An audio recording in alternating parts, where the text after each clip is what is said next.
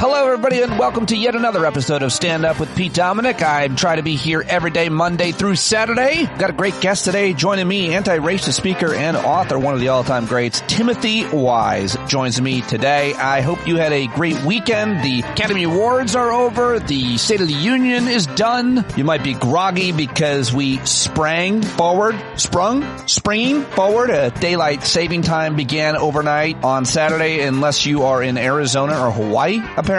I planted seeds under lights. They're germinating, all kinds of herbs and flowers. And I'm feeling really great because my 19-year-old Ava is home for spring break, and I'm going to get to spend a lot of time with her this week. So lots of positive stuff going into mid-March. And we're just about 10 days away from Las Vegas Pod Jam. If you're still thinking about going, getting tickets, we would love to see you there. It's going to be a great few days in Las Vegas. Lots to get to on today's show. I want to thank everybody for reaching out to me. I had a couple of mental health days last week, Thursday and Friday. I had to cancel the Hangout, had to go to the school board meeting, which ended up getting shut down, canceled. 2 speakers in, 2 students spoke who are basically anti-trans. The crowd got really rowdy and the board president shut it down. So I didn't get to speak, and on the way out, I did get harassed because I don't know, 17 other people was filming outside for some reason where I can't imagine why. They targeted me and tried to make it seem like I was somehow being creepy for filming like everybody else was. I basically had my camera out like a lot of people because I thought there might be a fight. And as I walked out, some lady started screaming at me. Someone I had no idea who she is. She was like, "Who are you and why were you filming my daughter?" I was like, "Lady, get away from me. I have no idea who your daughter is or who you are." I was actually filming the superintendent taking questions and accusations and all kinds of other crazy things from both students and parents. Like several other people filming because it was getting pretty chaotic in here, and they just kept following me in my car screaming. It was really ugly. Some guy got in my face. It's a long story, but I was slightly traumatized on Thursday night after that. Yet another chaotic Board of Education meeting where it is not looking good for my town. More to tell you about that in the Hangout and privately as I get my thoughts around it. But right now I want to get to the news that is most impactful to you. But again, thank you to everybody who reached out to me and said really nice things about the advocacy work that I'm doing and why I do it, and recognizing that. I really, really appreciate you guys. It means so much. And I am back and excited for a great week of shows. By the way, I hope you heard my Stand Up with Pete Dominic presents Anna Marie Cox over the weekend, which is an experiment that we're doing. I thought it was a great conversation about sobriety and recovery that I could not host, but she certainly can. It was very, very good. I hope if you haven't listened to it, please check it out. And for those of you who watched me on CNN on Friday night, thanks for all of your kind words as well. That was a fun appearance on Abby Phillips' show. I haven't been on before and hopefully will return to. Maybe I'll give you a little of the audio of that when I get to that part of the news segment today. But let's start with the headlines. I read as many as I can to you with a little bit of context, sometimes some response. Then I play you some clips, as always, ending on a laugh, and there was a lot of that between Saturday Night Live, Jimmy Kimmel at the Oscars, and more. If you want to skip the headlines and news,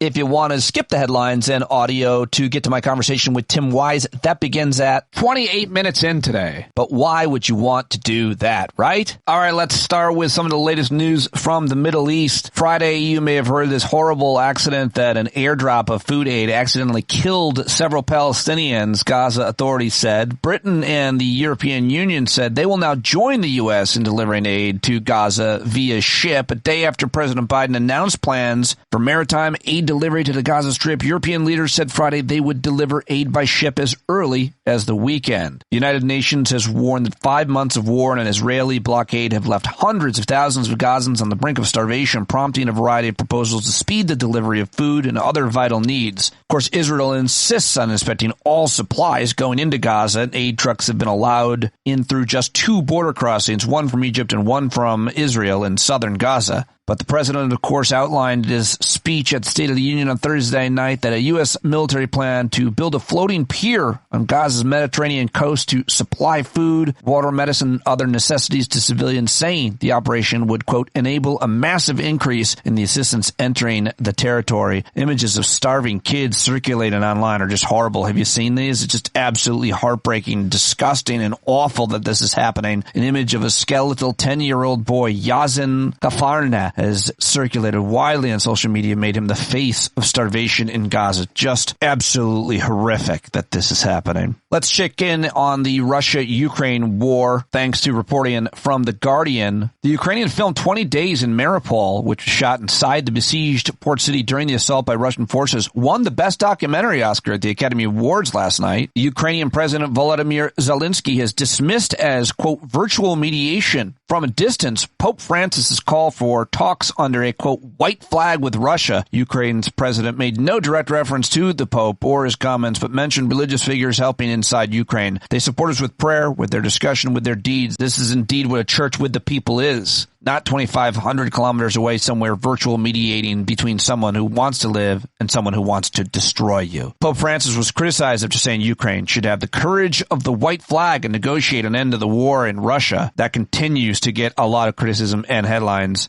I'm not quite sure what Pope Francis is trying to do here, but no me gusta, and nor do a lot of the people that I respect and read. I wonder what Bill Boyle thinks of his Pope there. Ukraine has almost certainly accelerated the construction of defensive positions in several areas of the front line, according to UK Defense Intelligence Update. Western imports to Europe doubled over the past 5 years, partly due to the Ukraine war, while exports from Russia halved. Russian shelling of towns in eastern Ukraine killed 3 people on Sunday, while a Russian strike on a residential building wounded a dozen. Ukraine also said Russian forces launched missile attacks on a northeastern Kharkiv region and sent attack drones across the center and south of the country. Russia, meanwhile, said 1 woman was killed in Ukrainian shelling of a border village. All right, well, let's come home and check in with what's happening here in our country. The governor of New York, our governor, Kathy Hochul, has forbidden National Guard soldiers who are searching bags in New York City subway from carrying long guns. Very controversial what's happening right now in New York City. A Pentagon report found no evidence that the government has covered up knowledge of extraterrestrial technology or that any UFO sightings represented aliens visiting Earth. I'm sure that will quash all of the conspiracy theories. That's, I'm sure, a trustworthy report from the Department of Defense. A U.S. federal jury found the former president of Honduras guilty of conspiring to import cocaine into the United States and also working with El Chapo and other drug traffickers.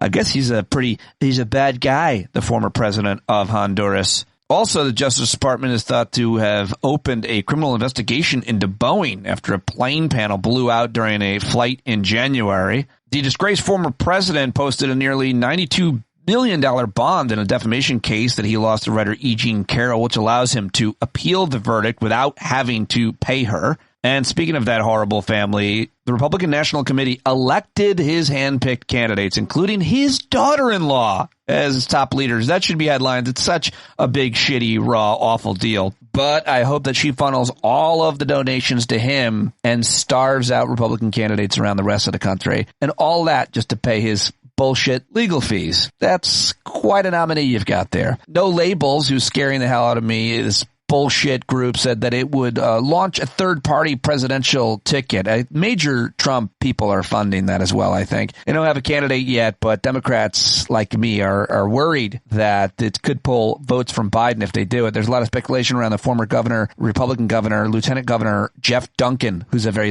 good-looking and well-spoken guy. I don't love the looks of that possibility. Let's head back overseas because I thought this was an interesting headline. Irish voters rejected changes to the Constitution that would have removed language about women's duties being in the home. That's a weird one. Let's look at China. They're using propaganda channels that once promoted the one-child policy to now encourage people to have more babies, which I thought was interesting.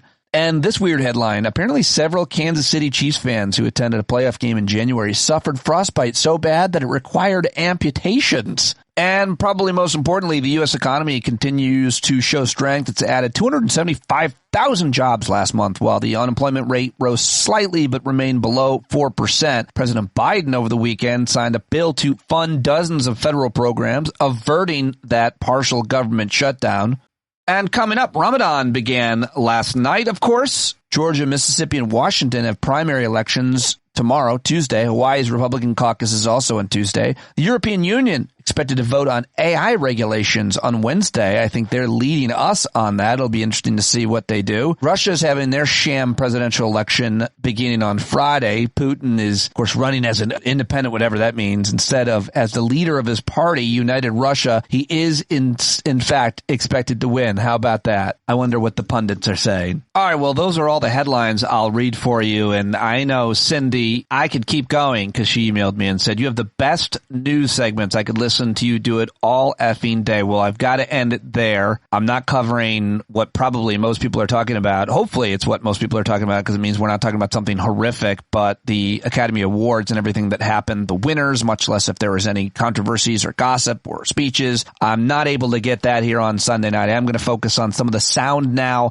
from the weekend shows. And I think the thing that probably I saw being shared the most was this very explosive, like almost 10-minute battle between George Stephanopoulos, the anchor of ABC's This Week, and Republican Congresswoman Nancy Mace of South Carolina on her support for the absolutely disgraceful former president, Donald Trump, despite the fact that 2 civil juries have found him liable of rape. Easily one of the most contentious Sunday show interviews I've seen in a long time. And it starts right out of the gate where Stephanopoulos played testimony from Nancy Mace in the South Carolina legislature in which she revealed that she was a victim of rape. And, well, here is some of how it went. You really do have to watch the whole thing. I'm tempted to play it all for you, but here is a couple of minutes of it. And you've endorsed Donald Trump for president. Judges and 2 separate juries have found him liable for rape and for defaming the victim of that rape. How do you square your endorsement of Donald Trump with the testimony we just saw? Well, I will tell you, I was raped at the age of 16. And any rape victim will tell you, I've lived for 30 years with an incredible amount of shame over being raped. I didn't come forward because of that judgment and shame that I felt. And it's a shame that you will never feel, George. And I'm not going to sit here on your show and be asked a question meant to shame me about another potential rape victim. I'm not gonna do that. It's actually not about shaming you. It's a question about Donald Trump. No, you are shaming me. You've endorsed Donald Trump for president. Right. Donald Trump has been found liable for rape by a jury. Donald Trump has been found liable for defaming the victim of that rape by a jury. It's been affirmed by a judge. It was not a criminal court case, number one. Number two, I live with shame. And you're asking me a question about my political choices, trying to shame me as a rape victim, and I find it disgusting. And quite frankly, Jon Carroll's comments when she did get the judgment, joking about what she was going to buy, it makes it harder for women to come forward when they make a mockery out of rape, when they joke about it. Doesn't it make it harder for women to come forward when they It makes it harder when other women joke about it, and she's joked about it. I find it offensive. And I also find it offensive that you're trying to shame me with this question. I'm not trying to shame you at all. In fact, I have dealt with this for 30 years. You know how hard it was to tell my story 5 years ago when they were doing a fetal heartbeat bill and there were no exceptions for rape, incest, or rape or incest in there? I had to tell my story because no other woman was coming forward. No rape victims were represented. And you're trying to shame me this morning. I'm just asking. And I find it offensive, and this is why women won't come forward. Women won't come forward because they're defamed by those who perpetrate rape. Donald Trump they are judged and they're shamed, and you're trying to shame me this morning. I think it's disgusting. I'm not shaming you at all. I told my story. It took me 25 years to tell my story. I was judged for it. I still get judged for it today. I'm asking you a very simple question. And I answered it. You're shaming me for my political choices. I'm asking you. All right, it goes on like this for almost 10 minutes. And let me just fast forward to about 6 minutes in, where Stephanopoulos tries again and again to get her to answer the question. And it shouldn't be made a mockery of. But if you want to defend a woman who made a mockery out of rape, then you go ahead and do that. I'm not going to do that. Well, actually, what you're doing is defending a man who's been found liable for rape. I don't understand how you can do that. Not in a criminal court of law. This was a civil judgment over sexual abuse, not rape, by the way, and she made a mockery out of it. Can we pull up the Washington Post headline right there? In fact, it has been shown to be rape. The judge affirmed that it was, in fact, rape. Donald Trump was found to have committed rape. That's just a fact. That is a civil judgment, not a criminal court. They're two very different things, and you know better. Well, I just showed you the facts. You know better. All right, my friend Allison Gill tweets At Mueller, she wrote, calling Nancy Mace out for supporting a rapist isn't shaming her for being a survivor. It's shaming her for supporting a rapist. Whether you're a survivor or not, why are you supporting a rapist, Nancy? Does you being a survivor allow you to support rapists? I don't get it. Yeah, neither do the rest of us, but well said, Alison Gill. Jon Carroll herself thanked George Stephanopoulos for defending her. She tweeted, thank you, George Stephanopoulos, for valiantly defending me. I wish Representative Nancy Mace well. And I salute all survivors for their strength, endurance, and holding on to their sanity. That was her classy response on social media to that back and forth. And now let's get to CBS's Face the Nation, where Margaret Brennan had the senator, the chairman of the Foreign Policy Committee, it's Bernie Sanders on, and she asked him about continued funding for Israelis' incursion, invasion, occupation of Gaza. And Bernie Sanders has a really passionate, honest, and I think fantastic response on CBS yesterday. The other night, President Biden was heard on a hot mic after the State of the Union address saying he has to have a come-to-Jesus talk with Netanyahu about letting humanitarian aid into Gaza. Have you spoken to President Biden about whether he's had this conversation? If he hasn't, what is he waiting for? And if he already had it, has it made any difference? Well, I've spoken to people very high up in his administration. Here's the bottom line. Margaret, what we are seeing in Gaza today is literally an unprecedented crisis. It's not just that 30,000 people, 2/3 of them are women and children, have already been killed. We are looking at the possibility of hundreds of thousands of children starving to death. The United States of America cannot be complicit in this mass slaughter of children. So it is one thing to talk to Netanyahu, to pressure Netanyahu, but here is the bottom line. Year after year, we have provided billions of dollars in military aid to the government of Israel. Right now, you have a right-wing extremist government under Netanyahu. There are plans to provide him with another $10 billion in unfettered military aid. Well, you can't say to Netanyahu, stop the slaughter, allow the massive amounts of humanitarian aid that we need to come in to feed the children. Please, please, please. Oh, but by the way, if you don't do it, here's another $10 billion to continue the war. Now, we have written a letter to the president. It turns out that Israel is in violation of the law. Stopping American humanitarian aid is in violation of the law. That should be clear. No more money to Netanyahu's war machine to kill Palestinian children. Wow, how about that from Senator Bernie Sanders? And if you like that, you're going to love Pete Buttigieg. He is the Secretary of Transportation. And Luke Beasley tweets, every time Pete Buttigieg dismantles a Fox News talking point, an angel gets its wings. Well, let's listen to that. Here he is with Fox News' Shannon Bream, and he really puts her on her heels. And that just keeps dropping data point after data point for almost 2 minutes. And this is, again, for Fox viewers to see. So it's pretty great. Economy rebounded from COVID. Let me be clear. Unemployment is lower than it was even before COVID. Stock market is higher than it was even before COVID. And job creation is faster than it was even before COVID. So no matter what rebound effects you're talking about, these are economic results that have not happened since before I was born.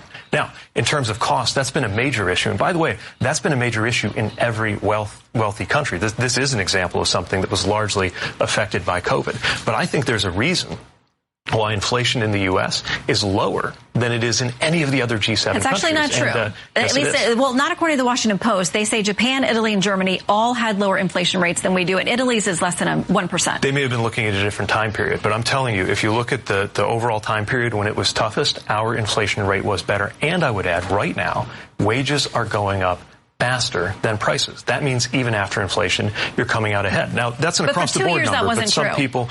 For 2 years, that wasn't true. So we had a tough bout of inflation, no doubt that we did, which is why President Biden is trying to lower costs. Now, look, congressional Republicans were against President Biden when he worked to cut insulin down to $35 a month for seniors. Right now, especially for families that are pressed on costs, we could have insulin capped at $35 a month for everybody, not just for seniors.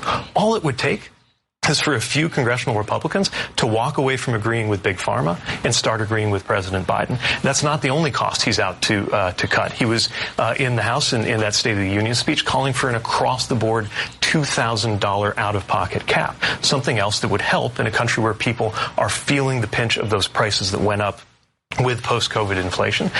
Congressional Republicans are standing in the way of it, but he's going to keep pushing. He's trying to get rid of junk fees, taking on credit card companies, because we know that those are something that affects the cost of living. And look, something else that comes into play alongside the cost of housing is the cost of transportation, which is why, after years and years of talk and years of failure, President Biden successfully began to implement the infrastructure bill that is now creating jobs, boosting income, and lowering the cost of our supply chains in every part of the country. Shannon Bream, you've been Buttigieg'd. And he wasn't done there. Listen to this. This is a great moment with Pete Buttigieg over on ABC's Back with George Stephanopoulos, where they took a look at Senator Katie Britt's response to the president's State of the Union speech and came out of it with reaction. Buttigieg. The free world deserves better than a dithering and diminished leader.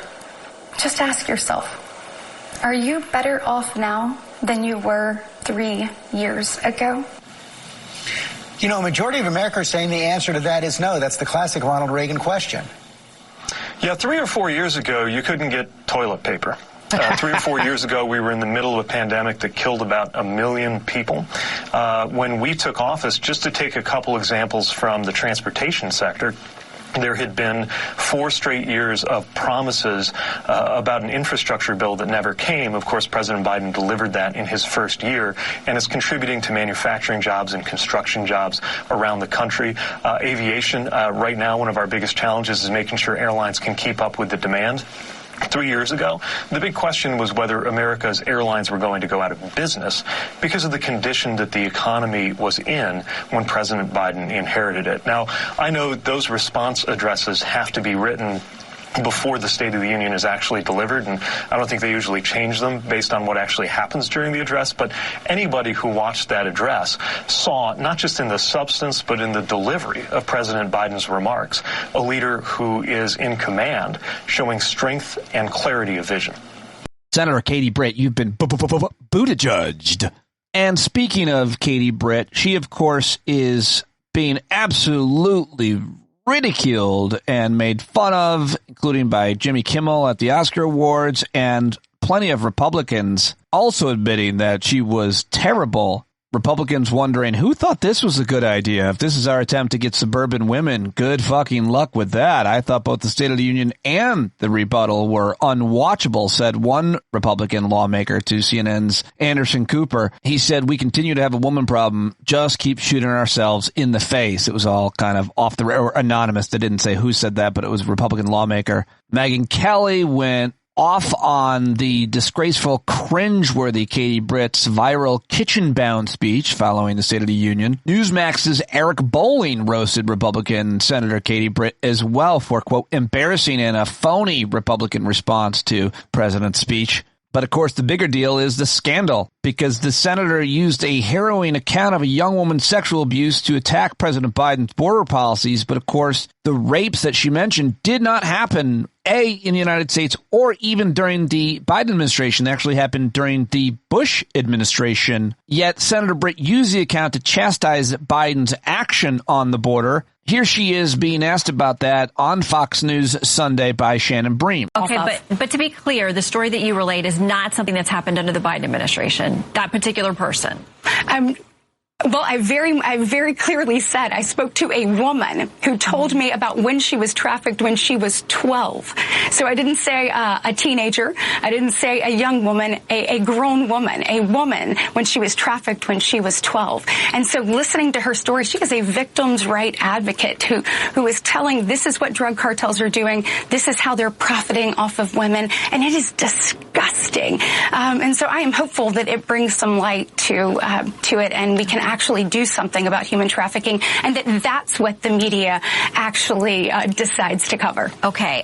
Okay. All right, well, she's screwed up, and she's being taken to task for it by Fox News. And did she help or hurt her chances at being Trump's running mate? We'll see. And the host of the Academy Awards, Jimmy Kimmel, was only moments into the broadcast last night when he took his first shot at Republicans mocking Alabama Senator Katie Britt for delivery of the Republican response. Emma Stone is an Oscar nominee for a fifth time, right? The fifth time.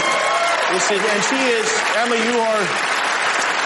you're so unbelievably great in Poor Things. Emma played an adult woman with the brain of a child, like the lady who gave the rebuttal to the State of the Union on Thursday night.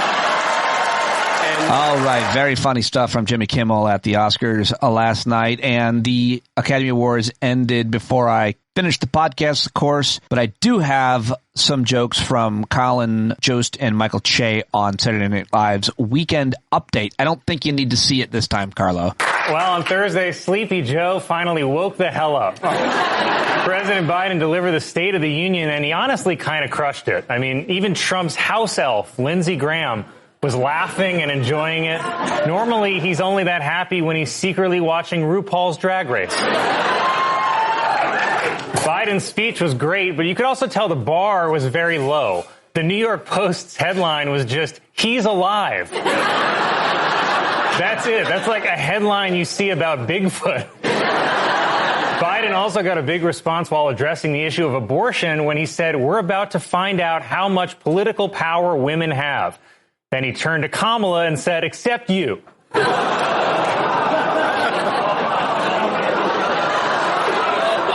Former president and current reverse mortgage applicant Donald Trump criticized Biden's speech, saying the words are not flowing smoothly out of his mouth. Well, we can't all speak with the same effortless grace as Donald J. Trump. Just recently heard that Saudi Arabia and Russia will repeat.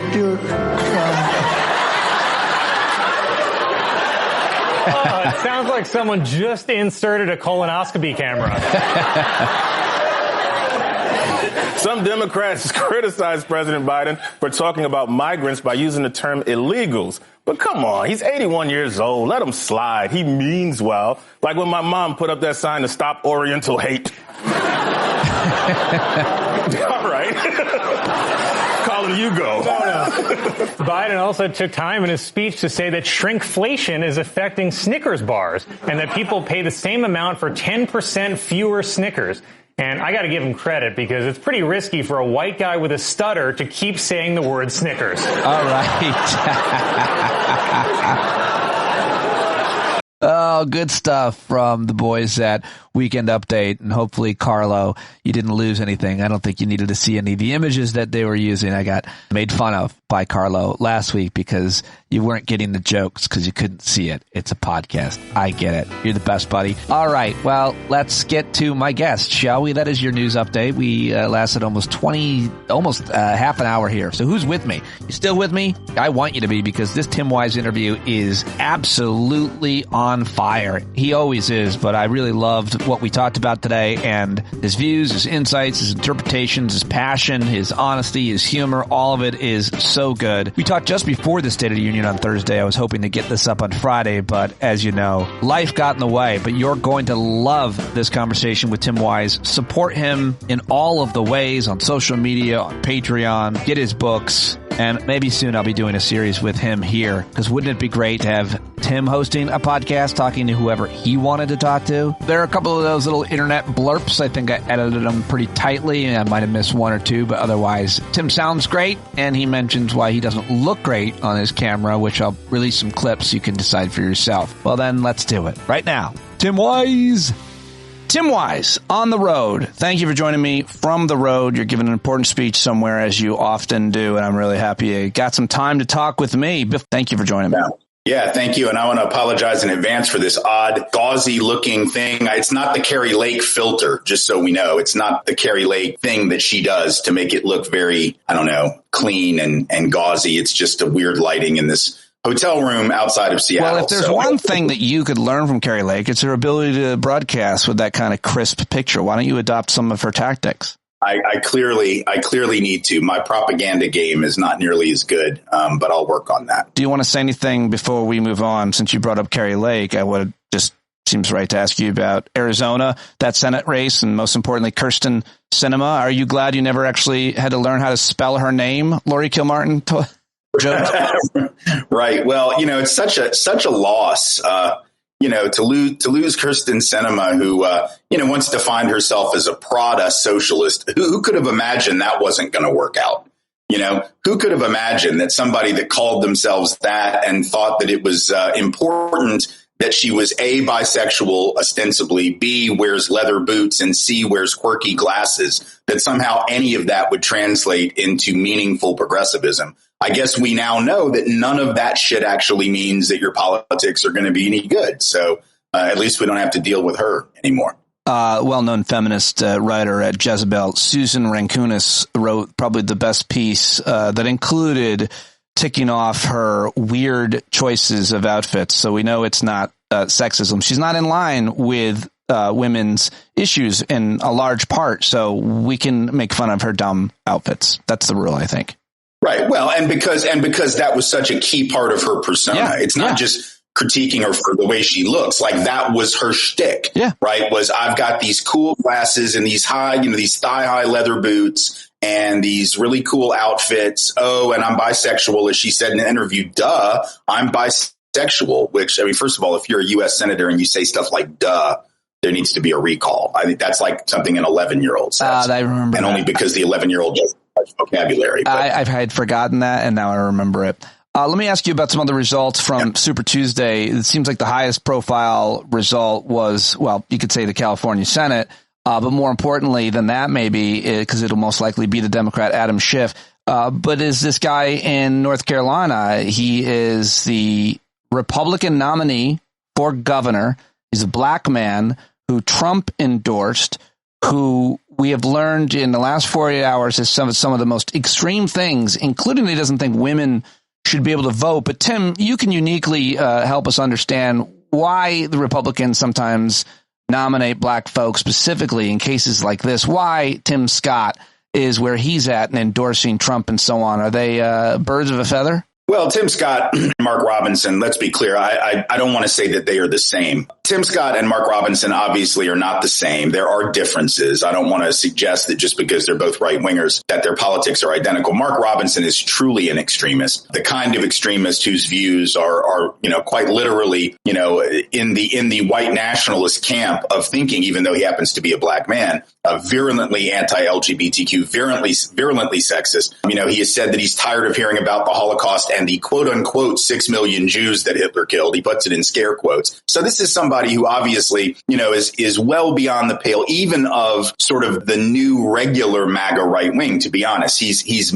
extra MAGA in that sense. But look, it's not shocking that someone like him would get the nomination because, number one, you've got a lot of white folks on the right in this MAGAverse who want desperately to be viewed as not racist. And what better way to not be seen as racist than to vote for a black guy? Because then you can say it's like the new equivalent of, well, I have black friends. Well, I voted for Mark Robinson, just like they said before, I voted for, whoever, Ben Carson, or I voted for Tim Scott. And that's supposed to be proof of something. But if the black person that you're voting for is someone who is on record dissing black people as a group, attacking the black community as a community, then obviously you're not voting in an anti-racist way. You're voting in a racist way for a guy who just so happens to have the same skin color and ancestral background and lineage of the people that he's disrespecting and that you can't stand. But it is sort of the modern right-wing politic. Let me vote for the black guy. That gives me the get out of jail free card from being accused of racism, even though, that's what he does. I can't be racist. I voted for him, right, even though he attacks black people. It's sort of par for the course. It's what Donald Trump does when he says, look at my blacks, or, here I am speaking to black people and I can't see any white people. Look how far I've come, right? This is his way, his incredibly clumsy, absurd, anti-intellectual way of pretending to some kind of racial ecumenism. And it's what you do when you actually don't actually know any black people closely and actually consider them your friends or colleagues or understand anything about their lives. You just glom on to the one or the two or the three that ratify everything that you already believe. And that's what's happened in North Carolina with this disgusting human being that they've just nominated. Yeah. Well, it's good news because you couldn't get more extreme, I think, than him. And that's going to help out the Democratic nominee, a guy named Josh Stein. By the way, I think so too. Yeah, I think so too. To create credibility with people of color with my audience, I've AI'd a bunch of black people in a photo around me. And it seems to be effective. Right. People seem to believe that all these black folks would hang out with me. Did you see that? Did you see the? Yes. And it was, first of all, you got to know Donald Trump enough to know that Donald Trump doesn't put his arms around people. He's a germaphobe. He doesn't do that. Yeah. So that alone should have been a tell. In case people don't, maybe people don't know what I'm talking about. I don't know. I just heard about this, but I don't know who created it, but there was these fake pictures made of a bunch of black folks smiling, and standing around Donald Trump, and he has his arms around them. I should have said that. Sorry. But go ahead. That is about it. That is no more likely than Howie Mandel doing that. Howie Mandel's not going to do it. Neither is Donald Trump. Like as soon as you see that he's got his arms, and he's certainly not going to have his arms around black women because his contempt for black women historically has been palpable. But more importantly, black women, let's be honest, are not fucking with Donald Trump. Like that's just not remotely. I mean, there is some movement among black men that you can see in the polls. I think it's overblown and overclaimed. But as far as black women are not showing up in large numbers, other than Candace Owens and a handful of other people to hang out with Donald Trump, let alone let him put his old man arms around their neck. I don't know why anybody would believe it. But unfortunately, we live in a world where, they will. And no doubt that's why this kind of fake stuff is being generated. Real quick, what do you think about Mitch McConnell or endorsing Donald Trump, as well as someone like Ted Cruz and other people who he literally has attacked their wives, and then they come out and what kind of a man is that? What kind of a candidate for office? You're just craven. It's unbelievably pathetic and craven that you would endorse a man even after you blame him for almost overthrowing democracy, as Mitch McConnell did, and you say in no uncertain terms that he incited insurrection and he was wrong for doing it. And he calls your wife a racist slur. And I guess you just think to yourself, well, but, it's better that than to have the guy that is in office now who's brought us, the lowest unemployment in ever, and who's presided over all of these things that have had the largest 1-year homicide crime rate drop in recorded history. The creation of more jobs than any other president, arguably ever, certainly more than Donald Trump. We'd rather have the guy who I condemned for insurrection and insulted my wife than to have that guy. And Ted Cruz, same thing. You call his wife ugly and you go, well, that conversation he must have with her, in bed at night, like, oh, honey, I'm really sorry, but I know he called you a dog or he called you whatever he called you and made fun of your looks, but I have to endorse him. Your assumption that his wife sleeps with him is hilarious to me. That is true. That is probably not at all accurate. But just the fact that these people would endorse someone who they are on record condemning and criticizing, and who has condemned and criticized their own family, is just an indication of how far removed the Republican Party is from just basic human decency. And it didn't have to be this way. Republicans have not always been this way.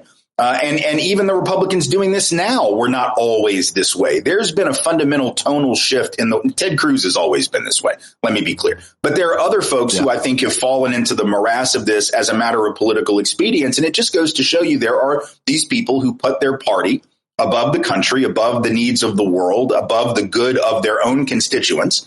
And that's what we see now, because all you got from the first Trump administration of any substantive policy change was tax cuts for rich people.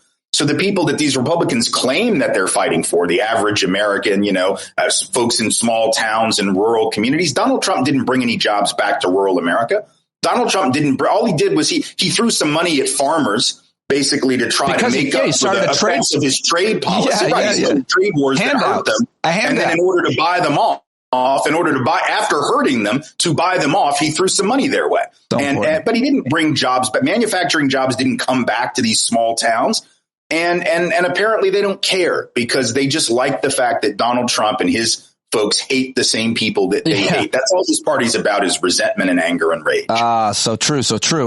Speaking of which, you have a great thread over on Twitter that you wrote. The reason Joy Reid, our friend Joy Reid at MSNBC, said most GOP voters vote based on racial resentment and fear is because it's true. What problem do they not blame racial and ethnic minorities for? Literally every single one. Then you went on to talk about that. And I wanted to ask you specifically about what you said there in that thread, because I thought it was so important. And we've been talking about this for a long time, but I see it that way as well. Well, it was fascinating. When she said this the other night, she made this point that they weren't voting on economics. They weren't voting on public policy, that Republicans were by and large voting racial resentment on the basis of racial animosity. And she was getting dragged on Twitter. She was trending last night, yesterday afternoon, for having said it as if that was the most outrageous, horrible. People were saying they should fire her from MSNBC. But upon what basis would you say that she was wrong? Because really, if you go down the litany of the greatest hits of these people on the right, in the last couple of years, and I would say way before that, everything is about race. So if your kid didn't get into the college of their choice, why is that? Well, it's clearly because, DEI and affirmative action efforts, even though those have now been banned, they're still going to blame them. Affirmative action's been dead in California as a matter of state law since 1996. And every time I'm in California, someone says, my buddy didn't get into Berkeley because of affirmative action. Dude, affirmative action's been gone since you were in your mother's womb. What the hell are you talking about? But they still believe it. Right. But it's not just that. It's, if you didn't get a job or you didn't get the job you wanted, it must be an immigrant took it. And not just any immigrant, not a Swedish immigrant, not a Canadian immigrant, but a brown skinned immigrant. If the door flew off the Alaska Airlines Boeing plane, why is that? Well, according to the right, it's because DEI. Upon what basis do they make that argument? Well, Boeing has a DEI program to try to get more black pilots. So therefore, the door, which I beg to remind you was not soldered onto the plane by any pilot, black or otherwise, flies off. And now you blame DEI, you blame pilots, even though, remember, it wasn't that long ago. In the late 90s, early 2000s, we had case after case after case of white pilots that were getting dragged off planes for being too drunk to fly them. Right. But they didn't say anything about, my God, we need more DEI because these white guys are all a bunch of drunks. Right. But so if the planes are falling apart, it's DEI. If your kid didn't get into college, it's DEI and affirmative action. If you didn't get the job you wanted, it's affirmative action or immigrants. If your taxes are too high, it's welfare, of course. And we know where all those dollars go. If inflation's too high, it's because of all the stimulus during COVID, and we know who got that. We know that was really just to help a bunch of slackers who didn't deserve it. By the way, if the trade deficit is bad and we don't have enough manufacturing, it's because the Chinese, again, people who are not white, quote unquote, are flooding our markets and stealing our patents or stealing our intellectual property. If we have a pandemic like COVID, even to the extent they care at all about that, that's because the Chinese leaked the virus. I mean, literally, if crime, of course, is the fault of those people, even though crime has dropped now. And when it spiked in 2020 and 21, it spiked just as much in small towns and rural areas that are overwhelmingly white as it did in large cities that have larger groups of people of color. Every single problem that they identify, they have a black or brown villain face to put on it. So when Joy Reid says that, that's not some hyperbolic, over-the-top comment. If you don't like the characterization, stop scapegoating black and brown people for every problem. That's the thing that they do, and it's what they've done for really all of my adult life, and I'm really 50 or 60 years, to be honest. That's so true, and you brought the receipts there, and we could talk about it more. We could talk about it for hours. We have, over the years, trying to point this out. But a great explanation right there. What do you think of the Nikki Haley voter, Tim Wise? What do you think? Where will they go now? She has announced that she's not running. She's done. But a lot of people voted for her in the Republican primaries. A lot of them were Republicans, and everybody wants to know what's going to happen. And even Republican strategists like that Karl Rove, that insidious motherfucker, even he's saying, yeah, if you don't win these Nikki Haley voters, you can't win Donald Trump. I'm not sure it matters if he actually wins. Nobody thinks he's going to win the popular vote, of course. Much less the electoral vote. He probably won't win. He'll still say he's going to win. But to be clear, what happens to those voters, those Nikki Haley voters? I don't know, because I don't know who they are, really. I mean, we know in some states they were crossover voters. Donald Trump's not wrong about that. There were states where Democrats were allowed to cross over, independents were, encouraged to.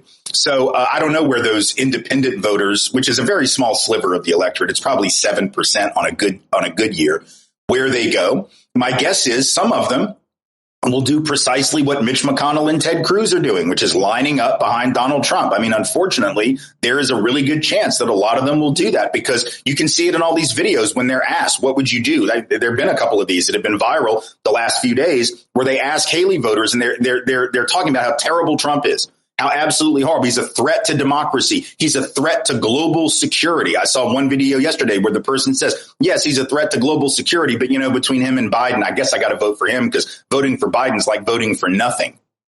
What? Again, so do I think most of Haley voters will probably be like that? Yeah, I think maybe 50% plus one will be. Now, there will be some others who probably just won't vote at all. But not voting at all is not going to help defeat Donald Trump. You have to be willing. If you're someone who is that offended by Donald Trump, as everyone ought to be, you have to be willing to vote for Joe Biden. It's Joe Biden, for God's sake. This is not somebody who ideologically represents something extreme or left. It's not like somebody's asking you to vote for Bernie. God forbid you would be asked to do that. It's not like someone's asking you to vote for Rashida Tlaib. God forbid somebody would ask you to do that, or AOC, or anyone who you identify as being the quote unquote left. It's not like you're being asked to vote for Bob Avakian of the Revolutionary Communist Party or whatever. For God's sake, it's Joe Biden. It's that dude from Delaware.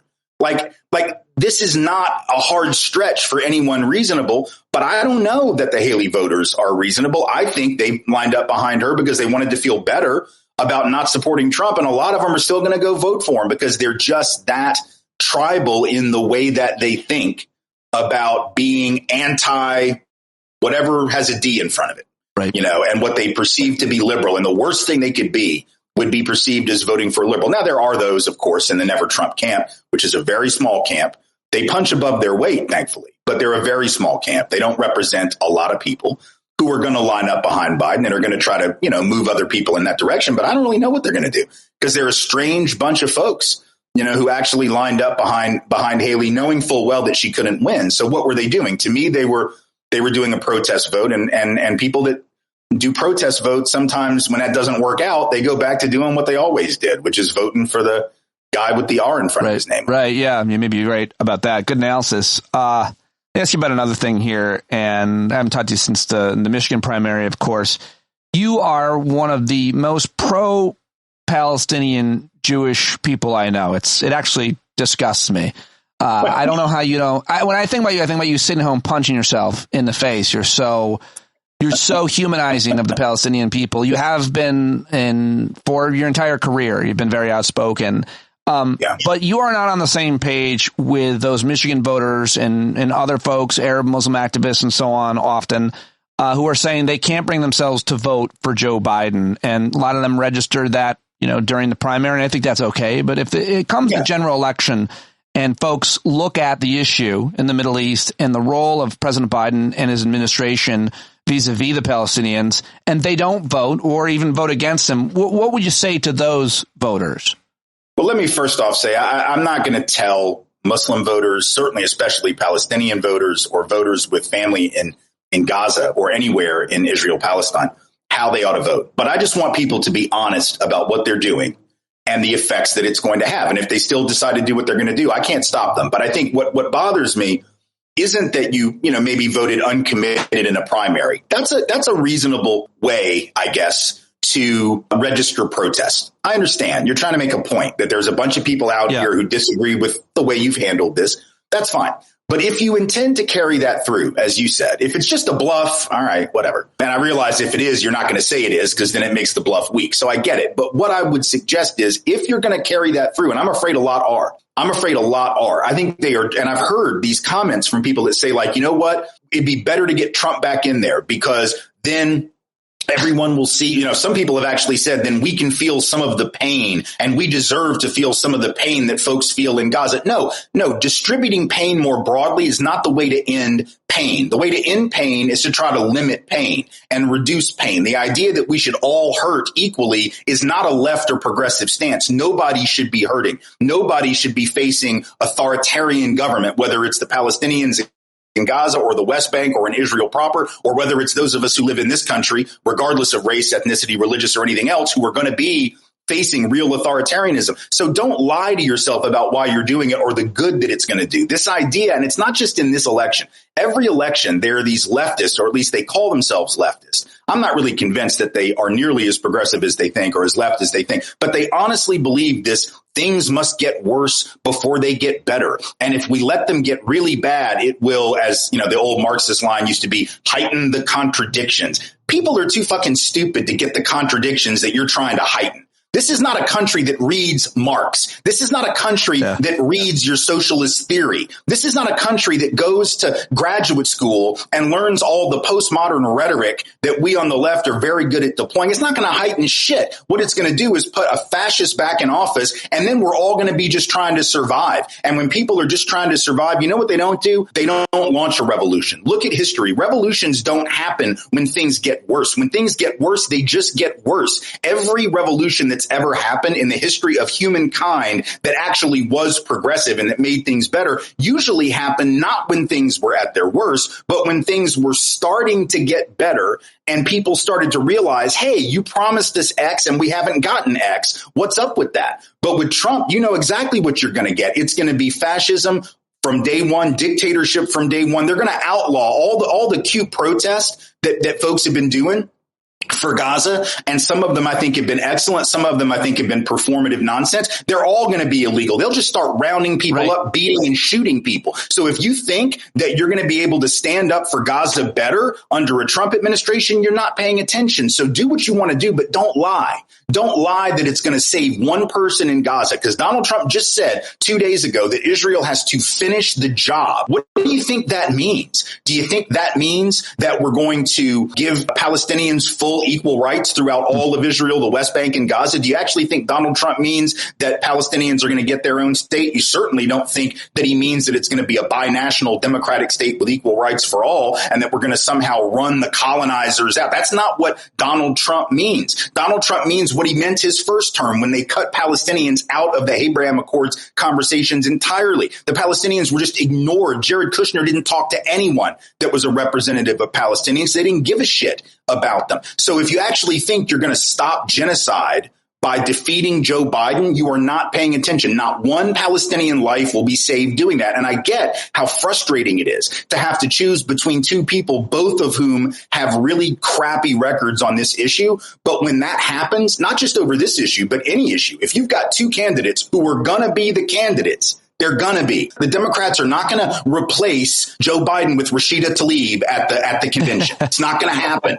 It's not going to happen. And if they did, they would lose because she would not get nearly enough votes to win office. Like, just understand math. This is not ideology. This is not about who's left and who's not. It is about math. Nobody that these folks want to be the nominee could be the nominee. Anyone who might replace him is going to be just as mediocre at best, if not awful, on this issue as Joe Biden would be. So at this point, if you've got two possible candidates who are both lousy on that issue, even in the face of something as genocidal and horrific as what is happening. And I've called it that. I've called for a ceasefire. I think Joe Biden should do that as well. But I know that it's either going to be him or Donald Trump. That's just the truth. That is the way this system operates. And if you don't like that, then you should push for a different system and you should fight for a different electoral system, the different way that we choose presidents, different way that we choose nominees. But this is how we do it right now.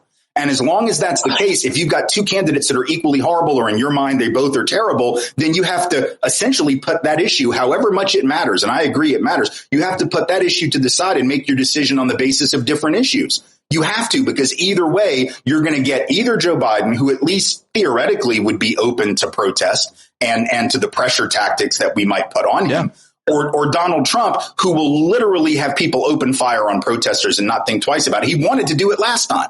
And the only reason he wasn't able to open fire with live rounds, not rubber bullets now, not tear gas canisters, live bullets, was because he had people around him that were like, you can't do that, Mr. President. None of those people are going to be there this time. It's going to be him and Bannon and Stephen Miller. And he's going to be like, can I kill the protesters? And Bannon and Miller are going to go, hell yeah, kill the protesters. So, do what you want to do in November. If you want to vote your conscience, quote unquote, because that makes you feel more pure, then do your thing. But do not lie to yourself and do not lie to others about the good that's going to come from that action. At least be honest enough to own it. Be honest enough to own the fact that you're more concerned about your puritanical feelings about you, than you are about the actual impact of your actions. Ooh-wee. I love it. I think that's probably the best explanation you can possibly give. Well done, as always. You mentioned the system, the way it is, and you mentioned, why not just let the president kill his political opponents or protesters. Well, the Supreme Court has got something to say about the system and the future law in terms of maybe a U.S. president can just kill anybody he wants. And if that's the case, I don't know why Joe Biden wouldn't kill Donald Trump. It's such a ridiculous conversation to be having, but the Supreme Court is going to finally decide on whether or not the president of the United States has immunity to kill anybody they want. And I just wanted to get your take on the Supreme Court as it is in its latest rulings and how much of a threat you think they are. Well, they're not going to hold that the president has permanent, all-encompassing immunity. There's no way. I'm sure there are a few people on the court who would love to split the baby, so to speak. And, well, probably not. That metaphor would bother them for obvious reasons because they're all so pro-life. They want to freeze the embryo is the... Right. Yeah. But there will be at least a few who probably will try to carve out maybe a slightly broader immunity than we've understood heretofore. But I think it's overwhelmingly... I don't think anyone is going to suggest or buy into Donald Trump's version of this, which is that immunity is for all times and all places, and I can do whatever I want to do. They're not going to do that. Their latest decision on pushing back this hearing to, I think, April 25th is when they're going to have the oral arguments on this other issue, I think is really indicative of the lack of seriousness with which at least a few of them take the current concerns regarding his legal cases. And I don't know that I'm quite as, hair on fire as some people are about it, thinking that they're, it's in the bag for Trump or they're sandbagging, the process and trying to in some way wait it out and keep the trials from taking place. I'm not sure that that's necessarily what's going on. They might have decent reasons for what they've done. George Conway has suggested there might be some decent reasons that are not necessarily horrible for it. I don't agree with the timing. I think they could have moved much more quickly, and hopefully, they'll issue a ruling quick and rather than dragging it out. But I do think when it comes to immunity, we don't have much to worry about there. I wouldn't think that that's going to ultimately be a huge problem. The fact that they're taking it up and taking this much time, people are saying is very political and makes it more likely that the case will not be heard or won't be started till after the election. The American people won't have the information to vote. Right. Now, the one thing they did do, of course, which is problematic, is this decision on Colorado, which, is one thing to say. I mean, it wasn't surprising that they said states can't in and of themselves make this decision. I think everybody expected them to do that. I think it was pretty well believed that they weren't going to say that Colorado as an individual state could do this. And then other states could as well. But the problem was that they went quite a bit further than that. And what they did that was troubling was suggesting that somehow that part of the 14th Amendment is not self-executing unless Congress has something in place statutorily to force the issue and to say, yes, as an insurrectionist, you cannot hold office. So by saying that it's not self-executing, what they've really done is they have opened up all of the Constitution to that kind of interpretation. I mean, you could ultimately then say that the part that says you have to be a natural-born citizen is not self-executing. There's no law that says that. That's just in the Constitution. Or the idea that you can only serve, 2 terms. And that Donald Trump would love to test that part, right? To say that if he won again, I think I'll just run again because, what's to stop me? Congress has never passed a law that says I can't do it. It's just the Constitution. So unless they stop me, right, then what's the big deal? That's obviously a break, not only with tradition, but it's a break with what the founders, the people that wrote the 14th Amendment, obviously intended it to be self-executing. It is in the midst of other parts of that amendment and the Constitution, all of which are understood to be self-executing. So they took the most ridiculous way to get to their conclusion. They could have said Colorado can't kick him off the ballot without doing that. They didn't have to do that. The fact that they did that is troubling. And it indicates what we've all known, those of us who are on the left, is that they don't really believe in this notion of textualism and framers' intent and original intent. Originalism and textualism are absolute bullshit. It's whatever they want it to be, because originalism and textualism makes it very clear that this ought to be a self-executing clause. And so they're just basically, the Constitution to these people is a plaything. That's all it's ever been. And they proved that with that particular decision. So that one ought to concern us. But I don't think the immunity one or the delay in the others is going to be maybe as big as some think. how about let's go to another court, the Alabama Supreme Court. You have been a staunch critic of Christian nationalism in all of its forms as it's taken on different names over the years, over your career. I always love to go to your Twitter feed, and you're always letting me know what pastor has assaulted a child or raped a woman, because you're always talking about the hypocrisy, obviously, of it all. But now it seems like they're saying the quiet part out loud in a brazen announcement decision in this case about the frozen embryos. The Chief Justice of the Alabama Supreme Court, his name is Tom Parker. And we could have a lot of fun with that, with our Colonel Tom Parker. Yes.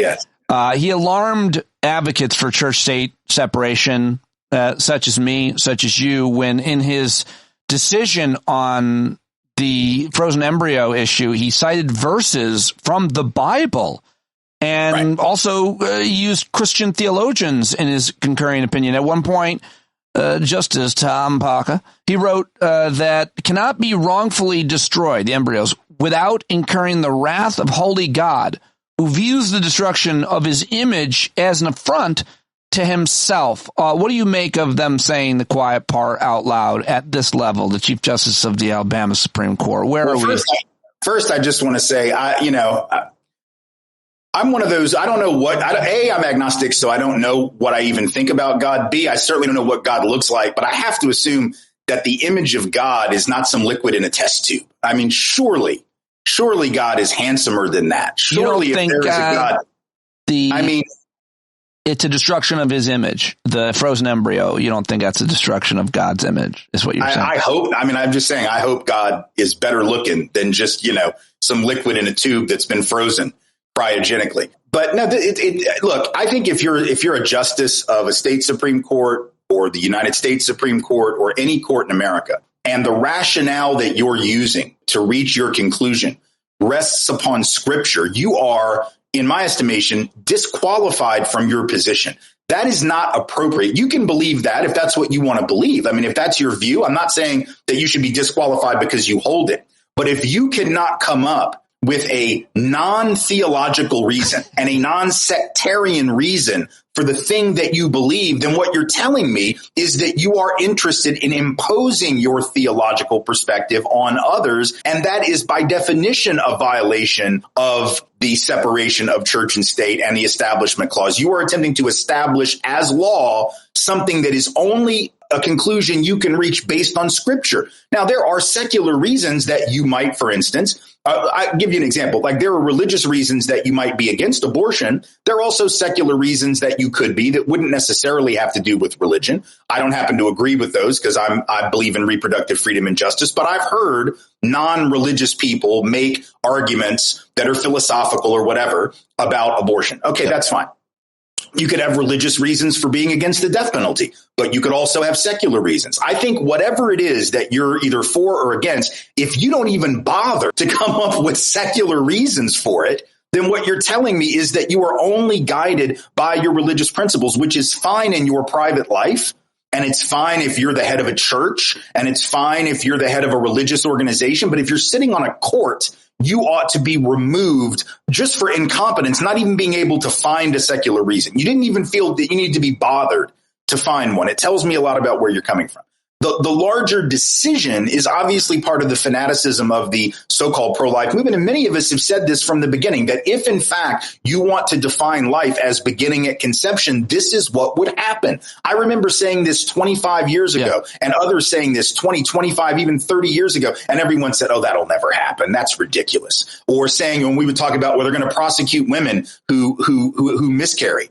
Right. And they're going to investigate them for possibly, quote unquote, killing their babies. That's happening. That was happening even before the Dobbs decision in certain states in this country. And it's happening now. You've got women who can't get, just what would be considered routine procedures in the last several years. You can't get those now because they're afraid it might run afoul of these new state laws. So you've got women who are literally being investigated, who are under a microscope, both literally and figuratively, for behavior. And we said that was going to happen. And people said, oh, no, that'll never happen. IVF will never be banned. But it is. And or at least there's a possibility that it would be. Now they're scrambling because they realize how utterly preposterous it sounds. But that is the end result of a law that defines life as beginning at conception. It means that various types of birth control can be on the chopping block, and they're trying to do that too.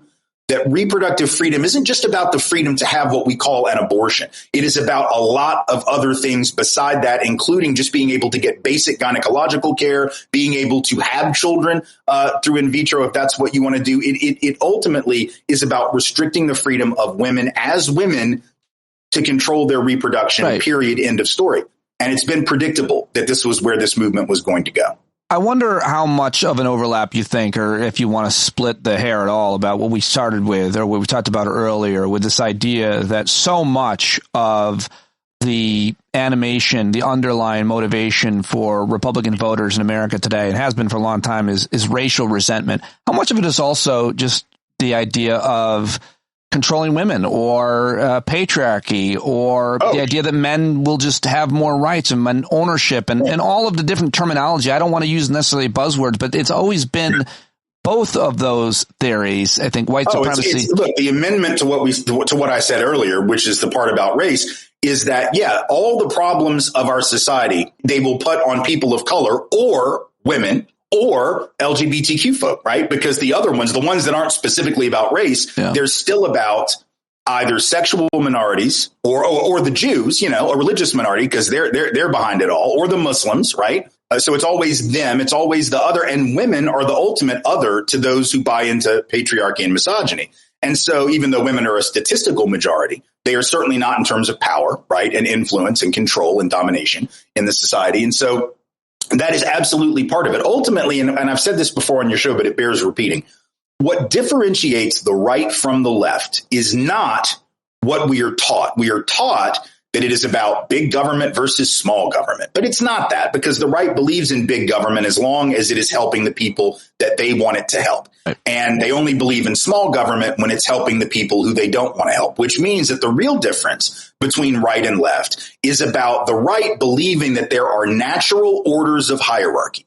They believe this in terms of class, so they favor the wealthy over everyone else. They believe it in terms of race, so they favor whites over everyone else. They believe it in terms of sex and gender, so they favor men over women, Christians over non-Christians. This is always, if you think about the terminology of right and left, which comes to us from the French Revolution, who sat on the right side of the assembly versus who sat on the left. Those on the right of the assembly were the monarchists. They were the ones who believed in traditional authority and traditional hierarchy, and those on the left were attempting to alter that. So really, to be on the right is just to believe in traditional roles of hierarchy, whether that's religious, racial, gendered, or class, which is why if you are not a member of those dominant groups, I mean, I get it. If you're a rich, straight, Christian, white male, I absolutely get why you would be a right winger. I wish you wouldn't be, but I get it. It makes sense, right? But if you're a member of non-dominant and marginalized groups, you are literally lining up with a movement that is by definition about the disempowerment of people like you, by definition, and has always been about that. That's what's fascinating about it to me. And I think that's how we have to conceptualize our politics. It's not about big government, small government. It's about who will the state work in the service of.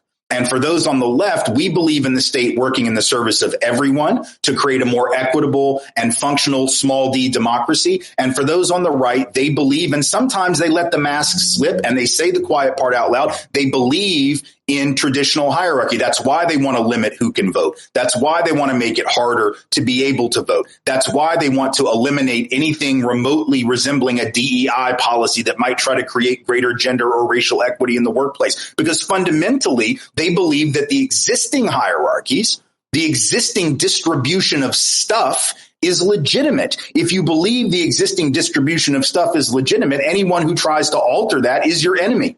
And the right fundamentally believes that the distribution of goods, the distribution of wealth, the distribution of power, as it has been exercised traditionally, came about because the better people won. And that's why they're on top. And the ones who aren't are just not as good a people. That's fundamentally what they think.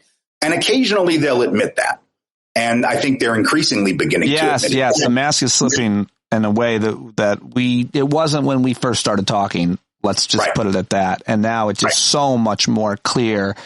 And it'll be interesting to see what happens with this IVF issue, because I think Republicans, even in Alabama on the far right, see that as a real loser. It's a real loser because the wealthy, rich Republicans love IVF just as much as anybody else. Overwhelmingly, people of affluence can afford it anyway. So that's right. That's right. It ain't cheap. Yeah, it's not poor folk and working class folk who are even able to access it in most cases. And it just goes to show how extreme even some of the leadership of this so-called pro-life movement is relative to some of their average everyday supporters. I read a story yesterday, or maybe it might not have been a story. It might have just been a Twitter thread about some woman in Alabama who, when she initially read about the Supreme Court decision, she was all excited because she said, well, this is great because they're just trying to give our babies the props they deserve as our babies. And they're just acknowledging that, by God, these are our children. And that, well, no one ever said they weren't. No one ever said they weren't, Dolly, or whatever your name is. Like, come on, like no one said they weren't. But then she found out what it really meant. She goes, wait a minute, I got 7 of these things still frozen over there.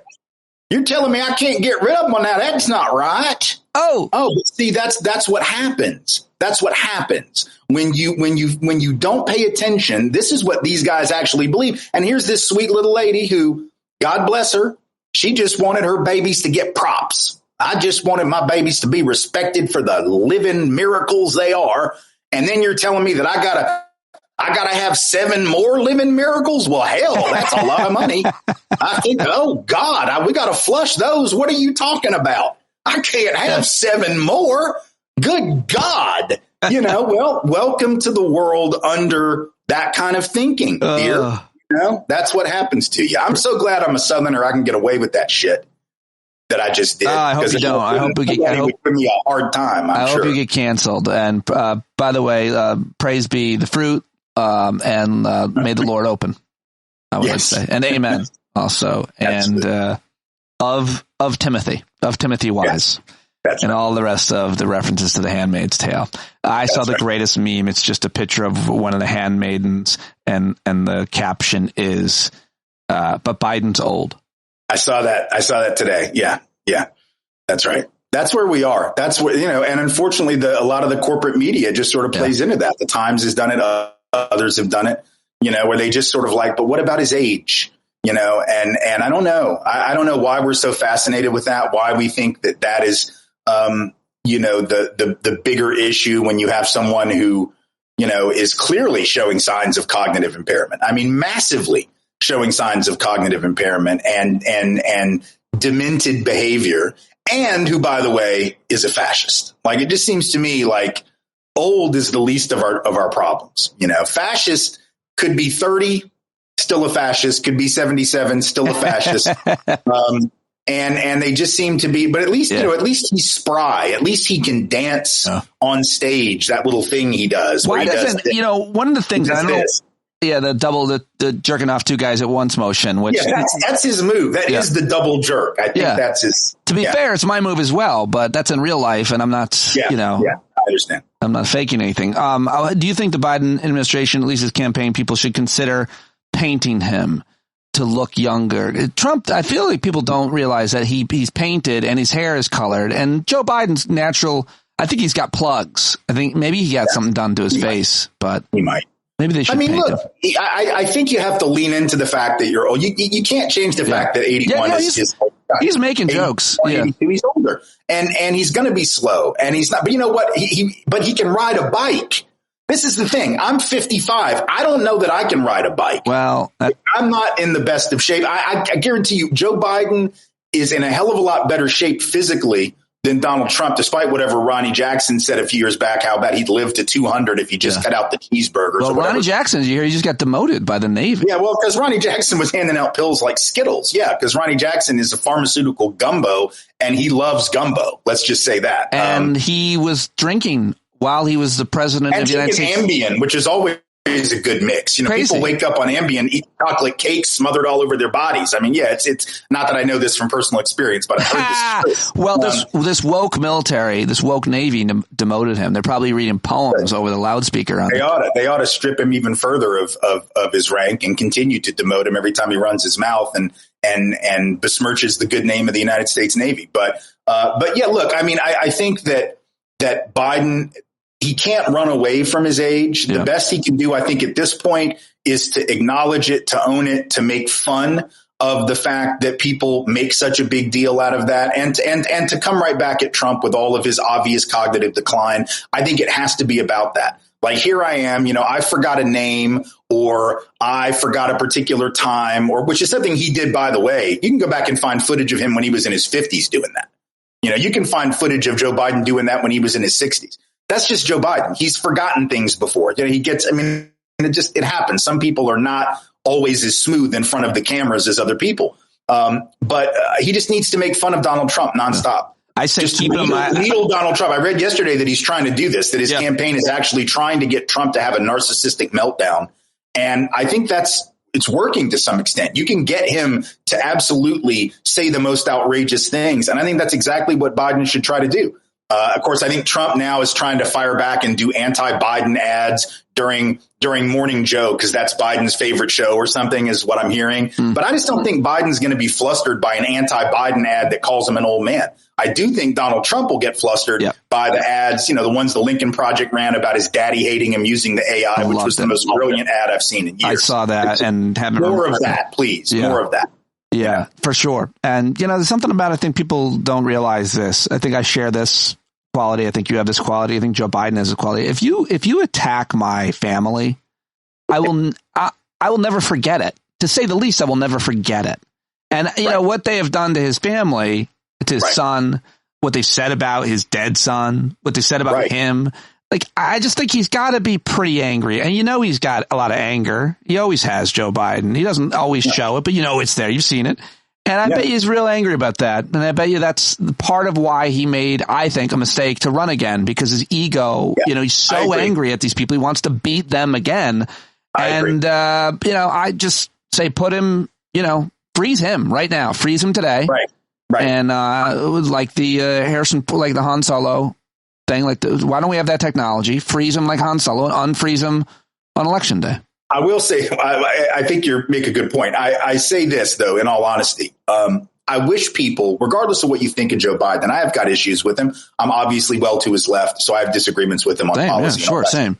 But if you really want to know something about that family, and I'm glad you brought it up, I really wish people would go read the Hunter Biden transcript from when he sat in that committee hearing. I don't know if you've read it. I read the whole thing. I did not, but from last week?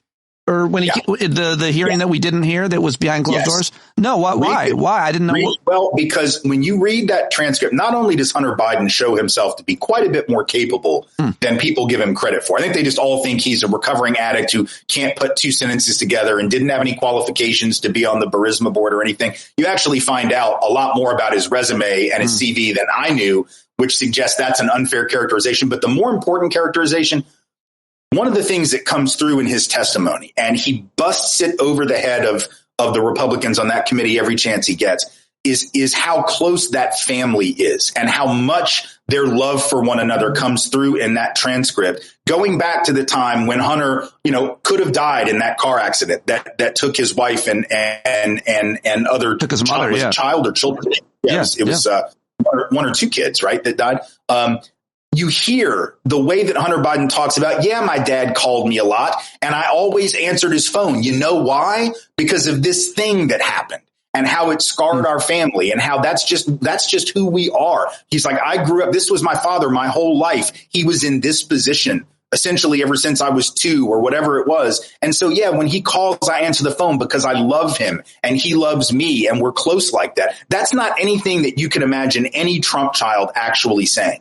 You can't imagine the Trump children sincerely saying in an even remotely convincing way how much they just love their father. We know from their history that, Don Jr. has a very contentious relationship with his dad. Ivanka clearly has a contentious relationship with her dad. Eric, we don't know anything about Eric, but they keep him in the attic and, they only let him out Poor kid. When the doorbell rings like the old Munsters, doorbell, but which is not a reference anybody's going to get unless they're over 50. I'm going to find it and drop it in. But to hear Hunter Biden talk about his connection to his dad is not only convincing, it is absolutely lovely to hear, and as someone who doesn't have a great relationship with my own father, and I know a lot of other people that don't have great relationships with their dad, you should wish for a relationship like that. There wasn't anything corrupt there. There wasn't anything illegal going on there. We know that because they haven't been able to find any evidence for anything illegal or corrupt. They just make it up as they go. What you actually see is a level, and I think that's what actually galls them. Is that Hunter Biden and Joe Biden actually love one another, and their kids probably all hate them. Or they hate their own fathers. You know, they have issues with their dad. He has a relationship with his father that they could only dream about. Certainly is going to be the case in some cases. And as you're saying with yourself. Yeah, no, it's a great point, and I appreciate you making it. I'll let you go. It's always awesome to talk to you. Thank you so much, Tim, for joining me. You bet. Thank you.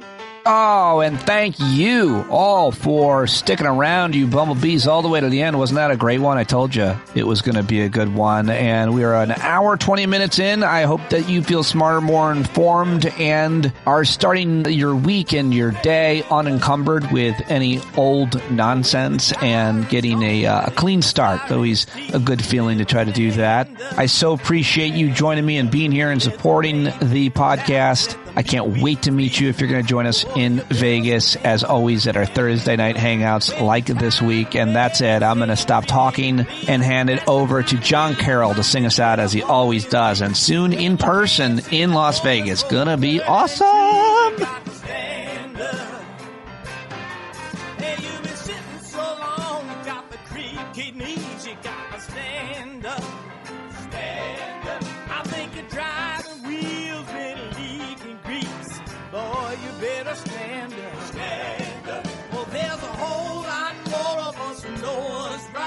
Keep right on ignoring us if we keep sitting tight. You got to open up the window to let in some light. You got to stand up. That's right. You got to rise up. You got to stand up. You got to stare the devil straight in the eye. We got to let him know it's his turn to go. See it clear when all you hear is a lie.